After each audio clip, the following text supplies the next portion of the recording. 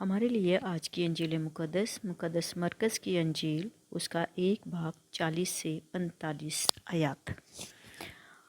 اور ایک کوڑی نے اس کے پاس آ کر اس کی منت کی اور گھٹنے ٹیک کر اس سے کہا کہ اگر تو چاہے تو مجھے پاک صاف کر سکتا ہے۔ اس نے ترس کھا کر اپنا ہاتھ بڑھایا اور اسے چھو کر اس سے کہا، میں چاہتا ہوں کہ تو پاک صاف ہو جا۔ اور یہ باتیں کہتے ہی اس کا کوڑ جاتا رہا اور وہ پاک صاف ہو گیا۔ اور اس نے اسے تاکید کر کے فوراً رخصت کیا کہ اس سے کہا، خبردار، کسی سے کچھ نہ کہنا، بلکہ جا اپنے آپ کو کاہن کو دکھا اور اپنے پاک صاف ہونے کی بابت وہ چیزیں گزران جو موسیٰ نے اس کی گواہی کے لیے مقرر کیں۔ لیکن وہ باہر جا کر اس بات کو پھیلانے اور ایسا مشہور کرنے لگا کہ یسوع پھر ظاہراً کسی شہر میں داخل نہ ہو سکا، لیکن باہر ویران جگہوں میں رہا اور لوگ ہر طرف سے اس کے پاس آتے تھے۔ انجیل مقدس کے وسیلے سے ہم سب کی تمام خطائیں معاف کی جائیں۔ اے مسیح تیری ستائش ہو۔ عزیز سامعین، میں فادر ایمینول فضلوپی Dominican house new garden town سے آپ کی خدمت میں آج کا کلام لے کر حاضر ہوا ہوں۔ آج کی تلاوت میں بالخصوص انجیلی اقتباس ہماری توجہ شفا اور پاکیزگی کی جانب مبذول کرواتا ہے۔ خداوند یسوع ایک کوڑی کو شفا دیتے ہیں۔ بائبل مقدس کے مفکرین اس اقتباس کو مختلف پہلوؤں کے تناظر میں دیکھتے ہیں۔ آئیے پہلے کوڑ یا جزام کے بارے میں جانتے ہیں۔ کوڑ قدیم دنیا کے ہولناک بیماریوں میں سے ایک ہے۔ آج بھی دنیا بھر میں 15 ملین جزام کا لوگ شکار ہیں۔ عموماً جزام جلد پر چھوٹے سرخ دھبوں سے شروع ہوتا ہے۔ یسوع کے دور میں جزام کی بہت ساری اقسام تھیں، طبی، مذہبی، سماجی اور مالی۔ متاثرہ شخصیت طبی کو رسمی طور پر ناپاک یعنی روحانی سمجھا جاتا تھا۔ کوڑیوں کو تنہا رہنے اور دوسرے لوگوں یعنی سماج سے 50 رفتار کا فاصلہ برقرار رکھنے کی ہدایت تھی۔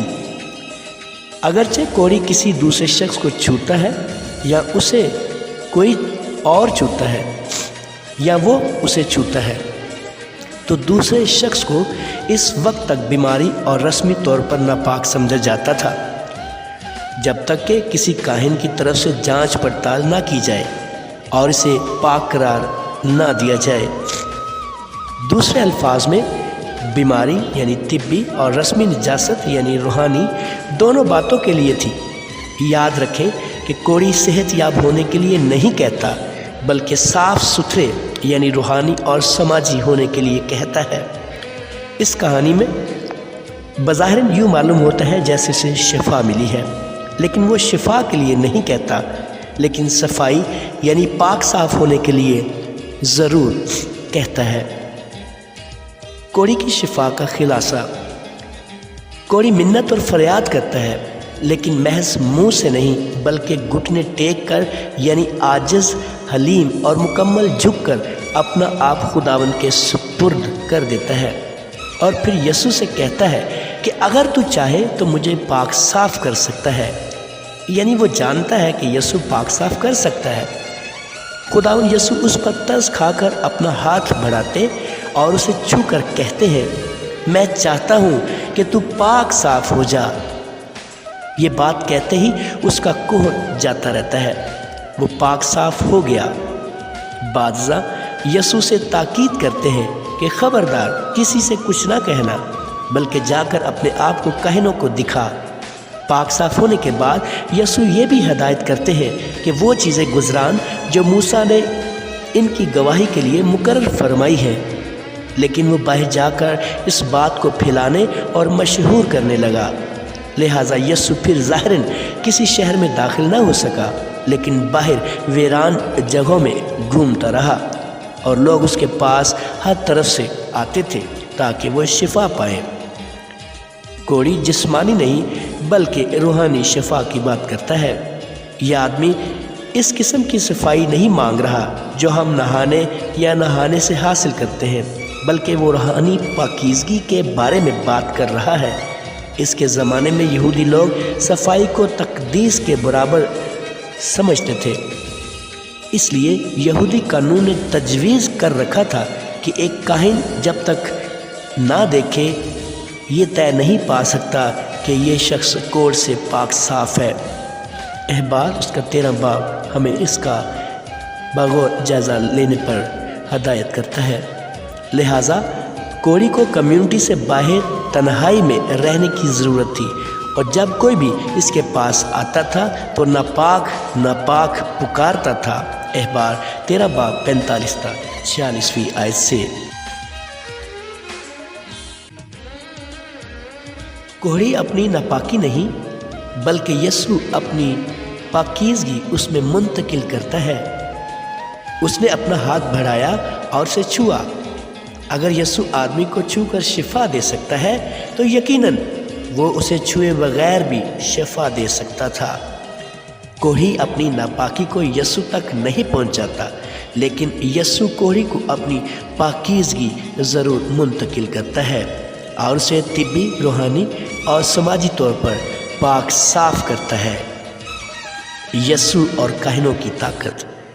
रबी या काहिनों के पास एक आदमी को पाक करार देने का इख्तियार है ताकि काहिन की गवाही हो कि ये आदमी कोड से पाक है और माशरे में आज़ादी के साथ घूम फिर सकता है। यानी कोड के मर्ज के लिए ज़रूरी है कि काहिन की गवाही लाजिम हो और उसे माशरे में इजाज़त दी जाती थी।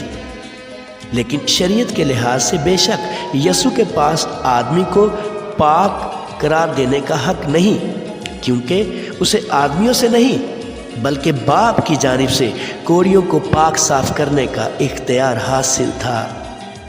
यस्सु ने कोड़ी को काहिन के पास जाने के लिए इसलिए कहा ताकि मूसवी शरीयत में बयान करदा कुर्बानियों की नज़र पेश कर सके, नीज़ मूसा के ज़ाब्ते की तकमील हो सके। लैन फरमाते हैं, अगर काहिन शफा याबी को तस्लीम करते हैं लेकिन शफा देने वाले यस्सु को नहीं, तो वो अपने फराहम करदा सबूतों के मुताबिक सज़ा के मुस्तहिक हैं। यस्सु ने कहा, अपने आप को काहिन को दिखा ताकि मजहबी तौर पर शरीयत के कानून के तहत उसे कबूल किया जाए, नीज़ ये कि काहिनों के लिए गवाही हो कि एक ला इलाज बीमारी का इलाज हो गया है। कोढ़ी की नाफरमानी। यस्सु ने उसे ताकीद की कि किसी से मत कहना, लेकिन वो बाहर जाकर अपने शफा पाने के हवाले से दूसरों को बताने लगा। उसने नाफरमानी की। उसकी इस नाफरमानी की वजह से यस्सु की खिदमत में रुकावट आई। यस्सु अब खुलेआम शहर में दाखिल नहीं हो सकता था।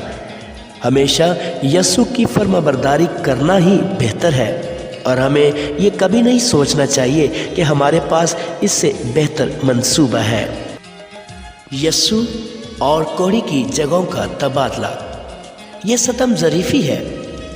कोढ़ी को शहर से बाहर रहना पड़ता था, लेकिन यस्सु इनके अंदर जो आज़ादाना तौर पर घूम सकता था।